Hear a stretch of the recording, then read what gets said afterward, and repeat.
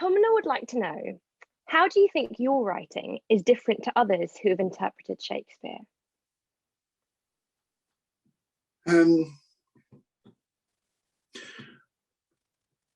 The first answer to that is the most important one. I don't know how it's different.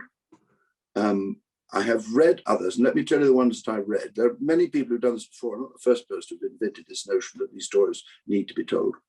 There's a wonderful writer called Leon Garfield, who, with a great illustrator, Michael Morpurgo, who I know well, illustrates lots of my books.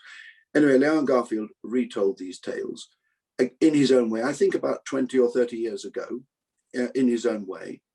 And then there's someone I knew, Gina Pollinger, who I worked with for years and years, had her quite shorter versions, picture book versions really, of the tales, with wonderful illustrations by Emma Chichester Clark.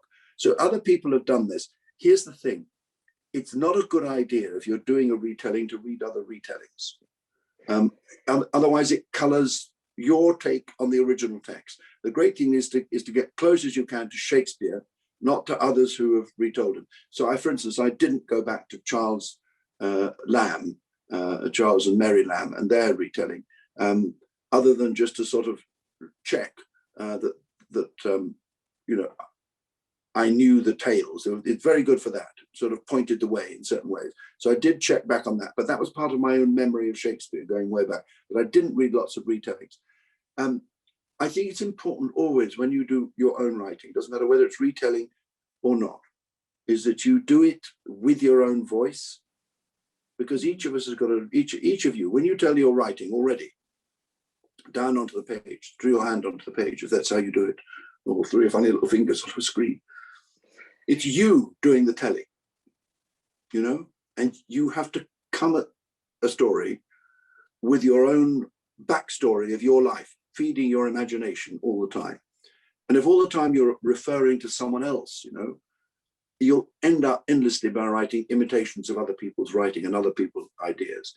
And your ideas are as good as anyone's. I happened in my life to know, I got very, very lucky in my life in that I moved down here to Devon. I'm speaking to you from a little cottage in the middle of Devon, down at what Ted Hughes called a deep Devon lane, which leads only down to the river. Snowdrops are all out and the sheep are in the fields, and it's very beautiful, just to let you know some atmosphere. And I live in a thatched cottage of several hundred years old, which is lovely, and it sort of whistles at you at night when the wind blows, and it creaks other times as well. It's like a living house. Again, Ted Hughes said, it's like the house is far out at sea, sometimes with the wind howling around it. Anyway, I got to know that man, Ted Hughes. He lived down the road, and he was a wonderful teacher in so many ways, great poet, you know, the Iron Man and the Iron Woman, terrific stories. And he wrote for grown-ups, he wrote for children, wrote for all of us. But he did say to me at one point, you know, the most important thing to do when you're young as a writer is to look at the world around you and see it and feel it, and then go straight to the page when you've done your dream time and write it down. But don't do it through the works of other people. You must do it as you see it, as you hear it, as you feel it.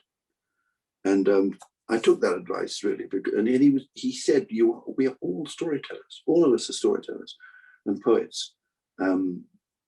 And he was very good. You read a book if you can called Poetry in the Making. It'll give you some idea of how a great writer, and he was a great writer, did it. I tried in my own way to follow those ideas, and the idea in my head is that, okay, I can do this stuff, you know. You don't have to be brilliant, you don't have to be super gifted, you have to care about the world about you.